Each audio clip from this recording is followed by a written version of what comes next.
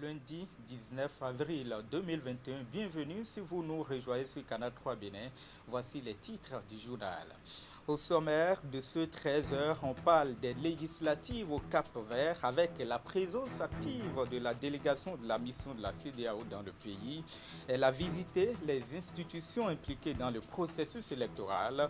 Vous aurez le point de cette équipe conduite par le général Francis Awagbe Bianzin. Il est le commissaire aux affaires politiques, paix et sécurité de la CEDEAO. Et puis, on reviendra au Bénin où le président du cadre de concertation des jeunes CCJ était face aux hommes des médias vendredi.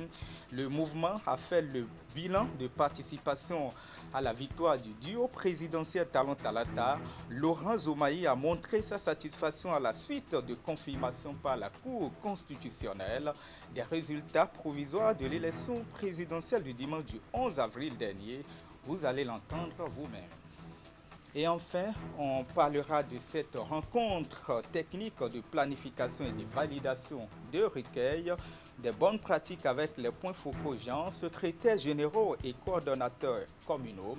C'est une initiative de l'Association nationale des communes du Bénin, ANCB. Les échanges se sont déroulés à Lokossa. Voilà pour les titres. Bonjour à tous et merci de toujours nous préférer.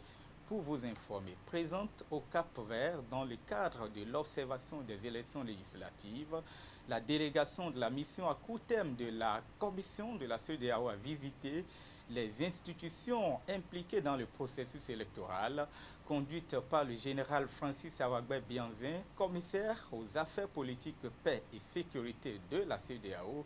Eh bien, la délégation était au cabinet du ministre capverdien des Affaires étrangères et dans les locaux de la Commission nationale électorale. Objectif s'imprégner des dispositions prises pour le bon déroulement du scrutin. Christian Kokwa-Dadédian, Elvis Tonoupoint.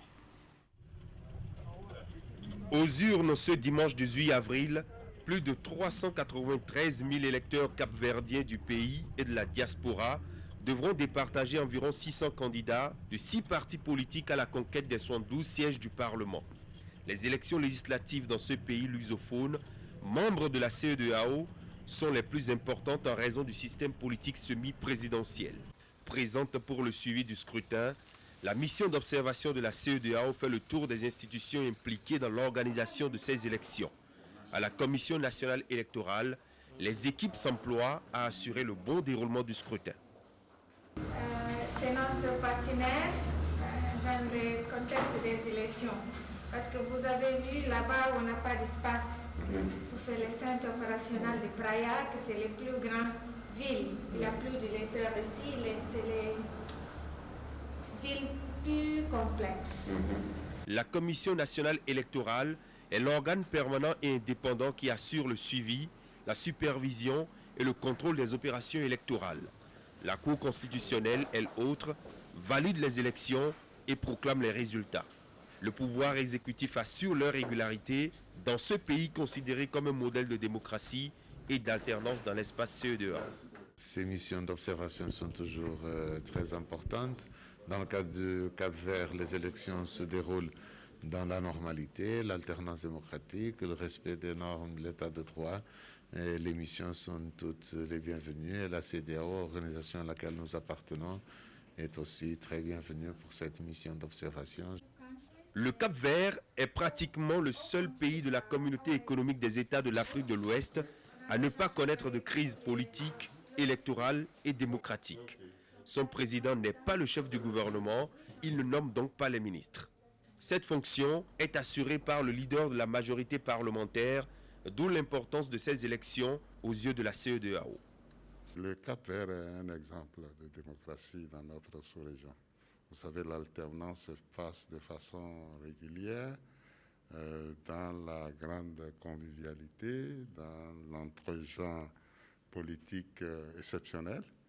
Et conformément au protocole additionnel sur la bonne gouvernance et la démocratie, le président de la Commission a envoyé une mission d'observation. Archipel de 10 îles, dont 9 habitées, l'État insulaire tient les 7e élections législatives de son histoire politique. Les dernières ont eu lieu en mars 2016. Les députés élus ont un mandat de 5 ans. Et puis, plus de 393 000 électeurs capverdiens de la diaspora étaient appelés aux urnes hier dimanche pour renouveler les membres du Parlement. La consultation électorale est ouverte aux 6 partis politiques du pays. La mission d'observation de la CEDEAO a déployé 70 observateurs pour veiller à la régularité du processus électoral le plus important du pays. Christian Atandeya. C'est un déploiement d'observateurs en prélude aux élections législatives du 18 avril 2021 au Cap-Vert. En vertu de son protocole additionnel sur la démocratie et la bonne gouvernance, la communauté économique des États de l'Afrique de l'Ouest envoie dans cette république au cœur de l'océan Atlantique sa mission d'observation d'une 60aine d'experts électoraux. Venus des États membres de l'institution et des instances qui la composent, les observateurs devront suivre et examiner toutes les opérations électorales à l'effet de se prononcer sur son déroulement. La CEDEAO n'a pas pour tradition d'observer les élections législatives, en dehors du cas exceptionnel du Togo, et ce sur instruction des chefs d'État de la CEDEAO en raison de la crise sociopolitique qui y sévissait.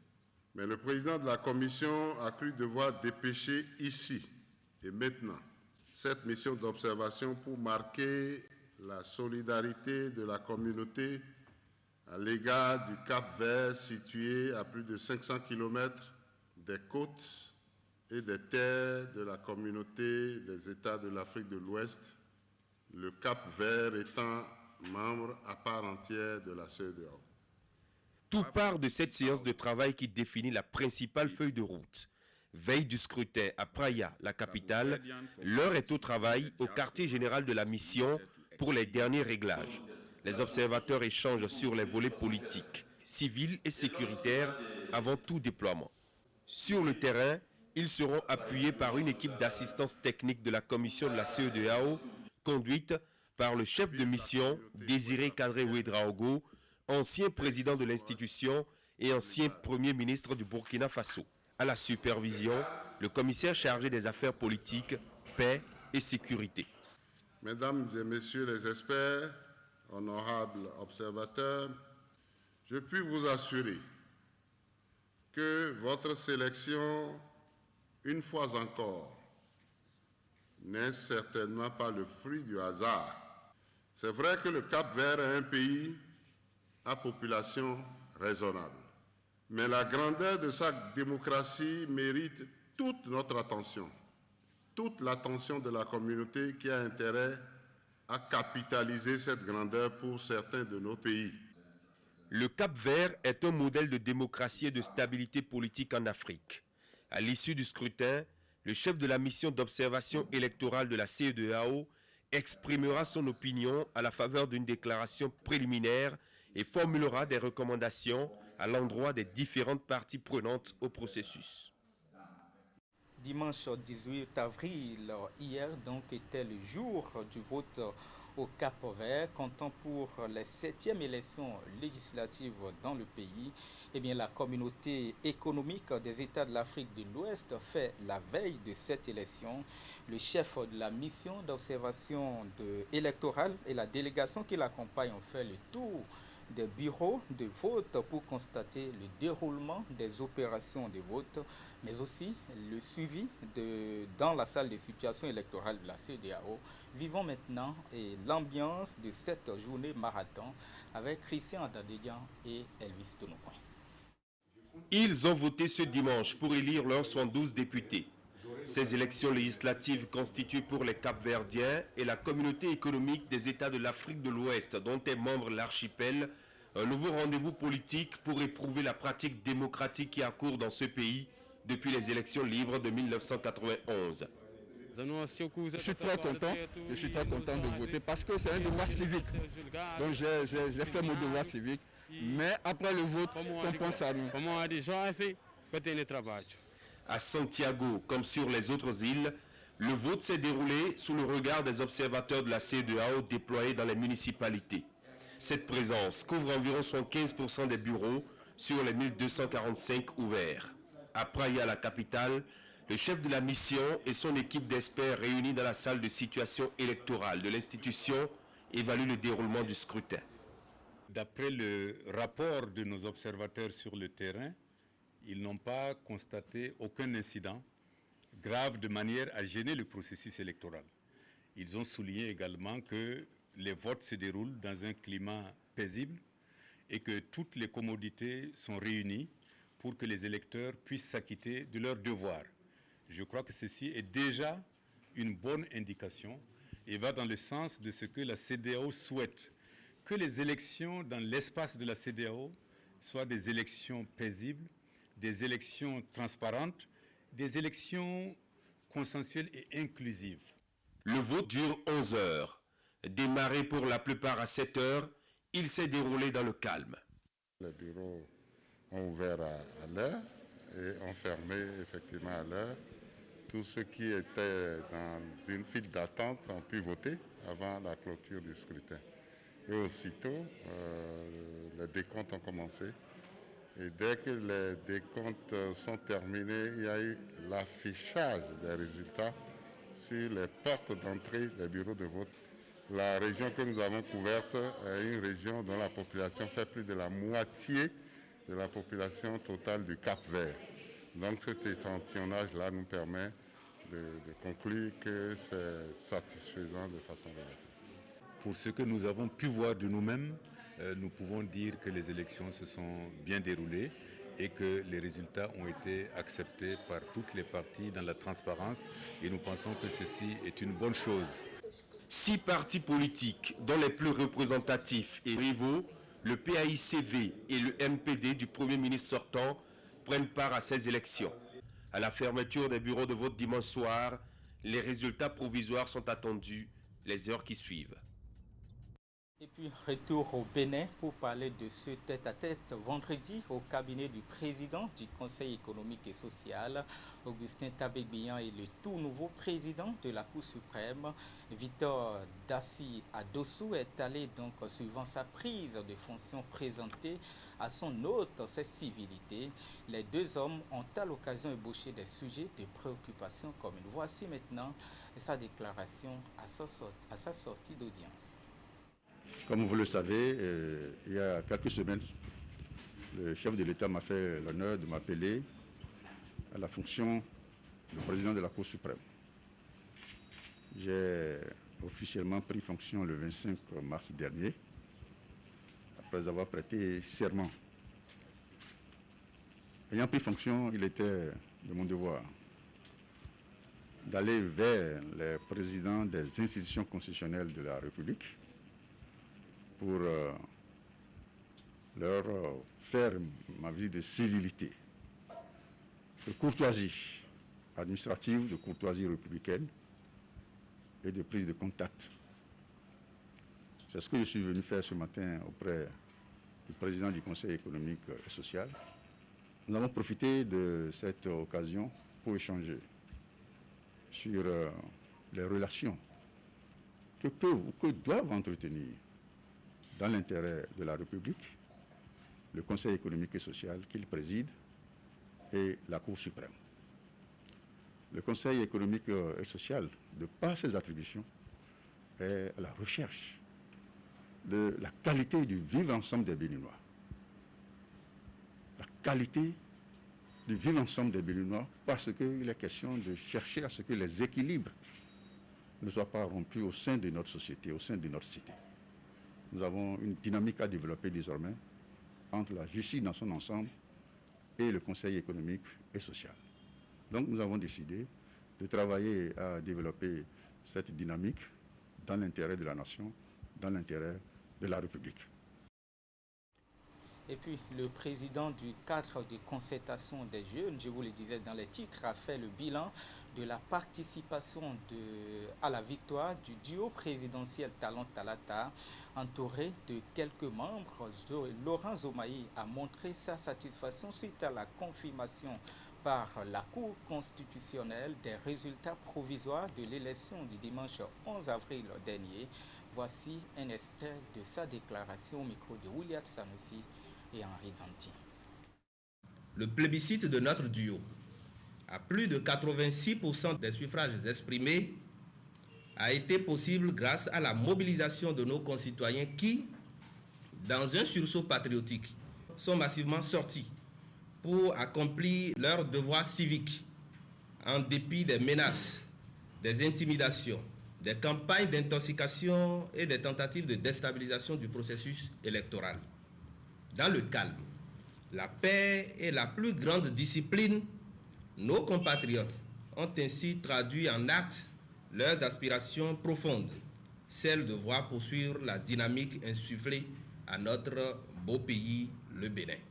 Nous saluons et félicitons le peuple béninois pour le choix opéré de façon judicieuse et sur le duo Talon-Talata.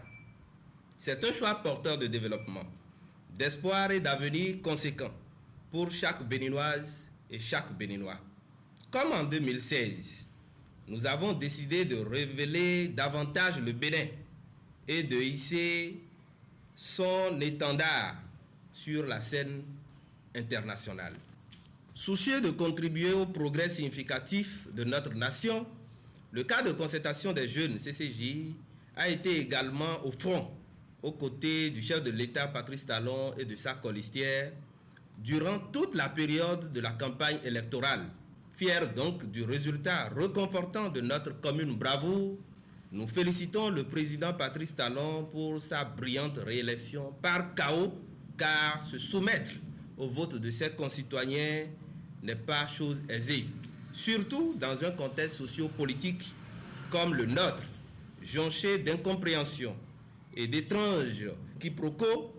Bien plus, Monsieur le Président de la République, au sein du cadre de concertation des jeunes, nous avons appris et apprécié votre travail, votre intégrité et votre volonté de faire les choses comme il faut pour un développement durable et harmonieux.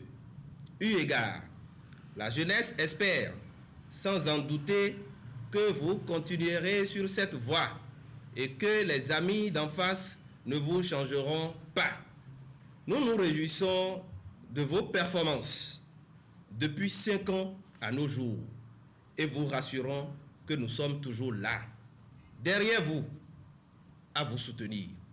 Nous saisissons tout de même l'occasion pour adresser nos encouragements aux autres duos de candidats qui n'ont pas démérité. Nos remerciements vont également et en particulier à toutes les institutions de notre pays impliquées dans le processus électoral ainsi que tous ceux qui, de près ou de loin, ont contribué à l'organisation parfaite de ce scrutin dans un climat d'apaisement et de sérénité. À nos forces de défense et de sécurité, nous leur disons un sincère merci pour le sens élevé de responsabilité et du professionnalisme dont ils ont toujours fait preuve en de pareilles circonstances dans l'intérêt supérieur de nos populations. Le peuple est très fier de vous. À présent, les élections sont terminées. La plus grande urgence, c'est de nous donner la main afin de contribuer et de construire un Bénin uni, fort et prospère. Nous invitons donc l'ensemble de nos compatriotes et toute la classe politique à se joindre à la dynamique en cours afin de bâtir le Bénin dont rêve chacun de nous. Et dans la même journée, les forces armées du Bénin ont reçu un important lot de matériel technique. C'est un appui de la Belgique en vue de renforcer les capacités d'intervention des militaires béninois. La cérémonie de remise des 10 matériels a eu lieu vendredi à Cotonou. Tanguy Agoy, Rachidi Soubero. Du matériel technique militaire pour le CPADD, le Centre de perfectionnement en technique de déminage de Ouida. La Belgique apporte son soutien à la qualité de la formation au Bénin. Il y a dans le lot des équipements, du matériel de vision nocturne et autres moyens plus appropriés pour le job sur le terrain. Un acte qui ne surprend pas la partie béninoise. Il y a une solidarité qui s'est établie entre les forces armées des deux pays depuis des lustres. Depuis quelques décennies, les forces armées béninoises entretiennent avec les homologues de la Belgique les liens d'amitié exceptionnels qui imposent une certaine solidarité face à nos défis quotidiens. Avec ce lot d'équipements, le Bénin compte bien améliorer la qualité de ses interventions et l'efficacité de la mise en œuvre de ses missions quotidiennes. Mais bien plus que le matériel reçu, les deux parties saluent une collaboration et une amitié renforcées par le temps. Par cette contribution en équipement, la Belgique démontre qu'elle continue d'accompagner les forces armées béninoises et elle le fait aussi pour l'ensemble des forces de défense et de sécurité dans la préparation aux importantes missions qui vous sont confiées sur l'ensemble du territoire national. La Belgique est un partenaire de longue date du Bénin, notamment sur le plan militaire.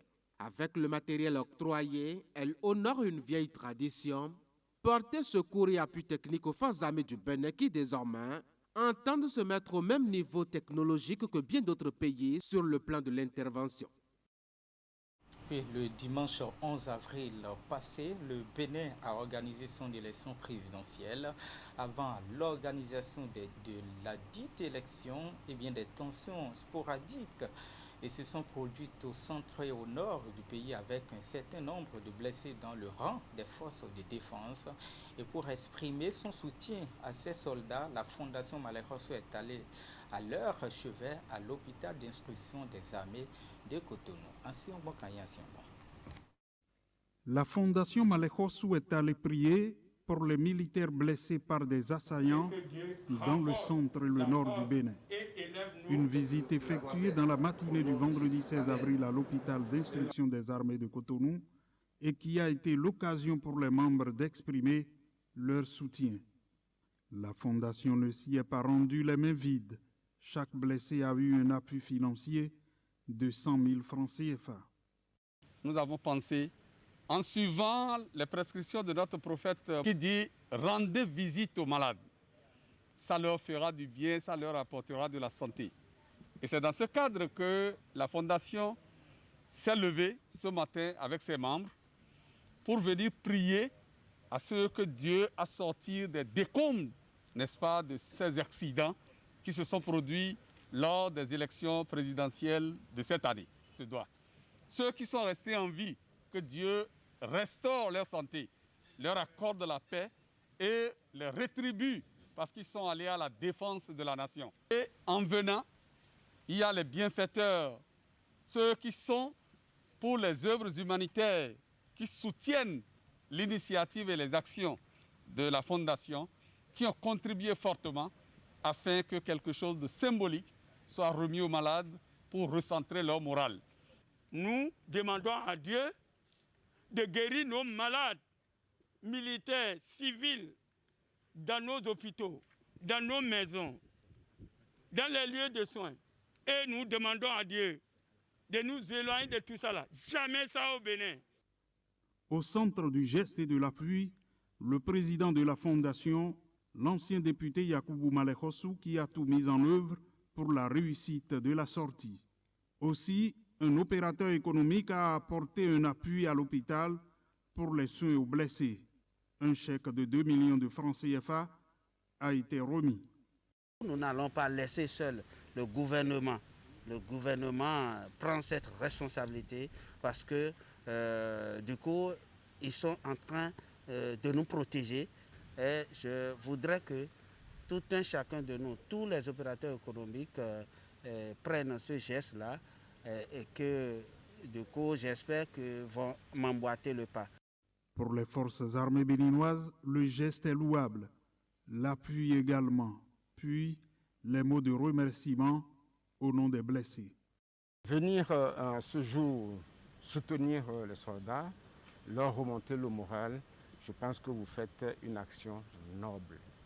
Et choisir de venir prier pour nos soldats en ce mois saint de Ramadan, j'ai bonne foi que vos prières seront exaucées. Tout à l'heure, vous avez remis à chacun d'entre eux une enveloppe. Je voudrais en leur nom vous dire sincèrement merci. 19 militaires blessés suivent les soins ici à l'hôpital d'instruction des armées de Cotonou. 7 autres sont internés à Parakou avec 2 civils pour y suivre aussi les soins. À l'OCOSA, on évoque cette rencontre technique de planification et de validation des recueils de bonnes pratiques avec les points focaux genre, secrétaires généraux et coordonnateurs communaux. C'est une initiative de l'Association nationale des communes du Bénin, ANCB, soutenue par l'Association des villes et communes flamandes. L'atelier vise à faire passer à une grande échelle les expériences qui ont donné satisfaction dans des communes pilotes. Geoffroy Messan et Florent Dohou nous en parlent. C'est une rencontre technique de planification pour le compte de cette année qui se tient dans cette salle à Lokossa, une ville située au sud-ouest du Bénin dans le département du Mono. Elle porte sur la validation du recueil des bonnes pratiques et réunit pour l'occasion des points focaux genre, des secrétaires généraux et coordonnateurs communaux. Il s'agit d'une initiative de l'Association nationale des communes du Bénin, ANCB. Depuis 2017, la NCB travaille à soutenir les actions sensibles aux gens dans 12 communes béninoises. Alors, après 3 ans d'activité, nous avons identifié certaines bonnes pratiques au niveau de ces quelques communes qui méritent d'être partagées avec toutes les communes béninoises. Et c'est pour cela qu'aujourd'hui, nous sommes ici pour présenter un premier draft du document aux communes concernées et prendre leur amendement et améliorer le document à publier au niveau de toutes les communes. L'ANCB est fortement engagée aux côtés des communes pour une prise en compte effective des questions du genre dans les planifications locales. Elle bénéficie à cet effet de l'appui technique et financier de l'Association des villes et communes flamandes, VVSG. Plusieurs acquis et bonnes pratiques sont à mettre à l'actif de cet accompagnement. En fait, nous avons identifié auprès de 5 communes sur les 12 quand même des actions phares qui méritent d'être publiées. Il s'agit par exemple au niveau de la commune de Tukuntuna, qui travaille avec son partenaire belge sur le zonage dans le marché de Tukuntuna, le grand marché de Tukuntuna. Ce rendez-vous de l'OCOSA vient pour contribuer à la capitalisation et la mise à l'échelle des acquis et bonnes pratiques identifiées dans les communes pilotes. D'où cet appel du président de l'ANCB. Ce recueil sera ensuite mis à la disposition des communes qui n'ont pas pu être prises en compte dans le présent programme, afin de leur permettre d'apprendre de vos réussites pour mieux faire sur leur territoire. Ceci appelle de votre part la rigueur et la précision dans l'élaboration du document afin de faciliter son utilisation et sa compréhension. Je vous exhorte donc à travailler avec assiduité et abnégation afin de faire du recueil qui sera issu de vos travaux un document de référence en matière de prise en compte du genre dans les planifications locales. Les 12 communes pilotes sont Dogbo, Perere, Wenri, Toviklin, Lalo, Boycon, Agbanizou, Tukuntuna, Materi, Peunko, Zakota et Royagui.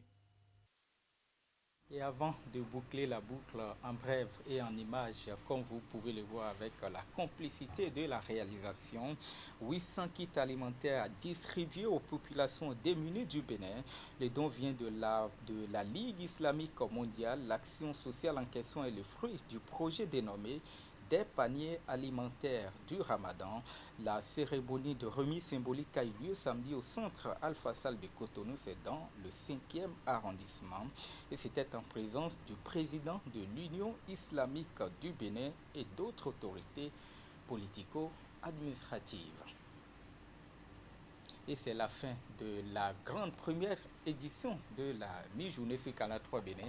Merci de m'avoir suivi. Je vous retrouve demain pour le même service.